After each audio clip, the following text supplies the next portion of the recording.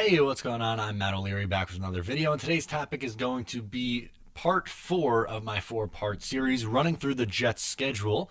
So I'll go through weeks 14 through week 17, the last 4 games of the season, and as the Jets currently sit right now, in my projection, is at 7-5, so keep that in mind. If you missed any of the past videos, I will link them in the comments below, so make sure to check those out. And if you aren't, please subscribe to this channel already. And you can also follow me on social media at Matt O'Leary NY. So now that we got that out of the way, let's get started with this one. So going in week 14, they are playing the Miami Dolphins. And I already had the New York Jets beating the Miami Dolphins the first time around. So keep that in mind. The Jets haven't swept the Dolphins since 2015. That is when the Jets went 10-6 and just narrowly missed out on the playoffs. Also, the New York Jets have not finished above 3-3 in the division since 2010. As you remember, they went 11-5 that year and went to the AFC title game. Are the Jets as talented on paper as the 2015 team or the 2010 team? I'm going to say no. And I don't think the Dolphins are as bad as people are projecting them. Some people are saying they're going to go 0-16 or 1-15. They're going to find their way to 4 or 5 wins. It happens every single year. Just in 2017, everyone was saying the Jets are going to go winless. Well, they went, 4-12? No, 5-11. They went 5-11. It happens. Sometimes it happens. So the Miami Dolphins are going to squeak out a win in this game against the New York Jets. I'm going to say the Jets lose this game late in the fourth quarter, so it's going to be a tight game, and this is when the question marks about Adam Gase start to come out, ironically against his former team, as the Jets drop to 7-6 with a tough scheduling following.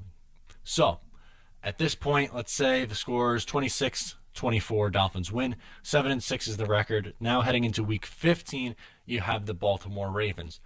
Again, a very tough game, but on paper, the Jets match up pretty well against them. Well, before we get into that, I'm going to talk about some key additions and key losses. I'm doing this for each team, but since they played the Dolphins already, I already went over there. So some key additions: Mark Ingram, Earl Thomas, Justin Bethel. Some key losses: CJ Mosley, hello New York Jets, Terrell Suggs, and Joe Flacco. So some familiar faces on that Baltimore Ravens team is no longer there. They are focusing in their secondary and not so much in the front seven, but I have some question marks when it comes to the Baltimore Ravens. I don't know how much I trust Lamar Jackson. As a runner, he's very solid, but as a passer, he's been very inconsistent. I think the Ravens obviously were a playoff team last year, but I think they definitely took a step back on paper. And like I said, Lamar Jackson's unproven as a passer, so the Jets are going to rely heavy on stopping the run, which they should absolutely be good at. So I think the Jets actually match up pretty well against this team, and it'll be a low-scoring game, 20-14. Jets pull up a semi-surprising win against the playoff team from last year, bringing them to 8-6 on the season, heading into the final 2 games. Now, they take on the Pittsburgh Steelers next at home, and this is a very tough matchup for the New York Jets. Even though I think Pittsburgh is worse on paper, we'll talk about their key additions and their key losses in a second. But this is still a team that is a perennial playoff team, something the Jets have not been. So, some key additions: Steven Nelson, Mark Barron, Dante Moncrief. Key losses: Le'Veon Bell, Antonio Brown, Jesse James. Some familiar faces on the offensive side of the ball are no longer there, but Juju Smith-Schuster's still there. Ben Roethlisberger's still cooking along, and they seem to do just fine with James Conner last year, so pretty solid offensively. They're going to be just fine on offense. Is this the Le'Veon Bell revenge game? While I think he potentially goes off against his former team, I don't know if it's going to be enough in order to win this game. Even though the Steelers got worse on paper, this is still a team that hasn't finished below 500 since 2003. The Jets are a borderline 500 team on paper, so I'm giving the edge to the Steelers. I know that it's a home game for the Jets, and you probably got to win these types of games if you want to make the playoffs, but I don't think the Jets are quite there. I think Mike Tomlin's a much better coach than Adam Gase, so I'm giving the edge to the Steelers. I'm going to say they win 31-20, dropping the Jets to 8-7 heading into their final week in week 17 against the Buffalo Bills. Now, the Bills and the Jets are probably going to have pretty similar years because they have similar teams.